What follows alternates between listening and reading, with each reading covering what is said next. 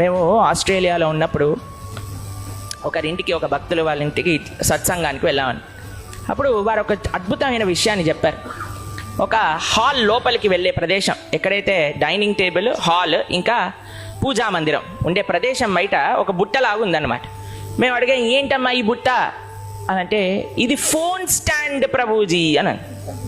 Phone stand ఏంటమ్మా, చెప్పుల stand విన్నాం కానీ అని అంటే, ఏం లేదు ప్రభుజీ, ఎలా అయితే ఇంటి బయట చెప్పులు వదిలేసి ఇంట్లోకి వస్తారో అలానే మా ఇంట్లో ఒక నియమం ఉన్నది. ఎవరైతే ప్రసాదం తినడానికి డైనింగ్ హాల్ దగ్గరికి రావాలో, ఆరాధన చేయడానికి భగవంతుడి యొక్క పూజా మందిరానికి వెళ్ళాలో, ఎవరైతే అందరూ కూర్చొని మాట్లాడడానికి కుటుంబ సభ్యులందరూ కలిసి ఎక్కడైతే హాల్లో కూర్చుంటారో, ఈ 3 ప్రదేశాలకి ఫోన్ నాట్ అలౌడ్. ఎలా అయితే చెప్పులు స్టాండ్లో పెట్టి లోపలికి వస్తారో అలానే మా ఇంట్లో వాళ్ళందరూ కూడా ఫోన్ తీసి ఆ స్టాండ్లో పెట్టి మాత్రమే ఇక్కడికి వస్తారు ప్రభుజీ అన్నారు. ఎంత మంచి విషయం చూడండి.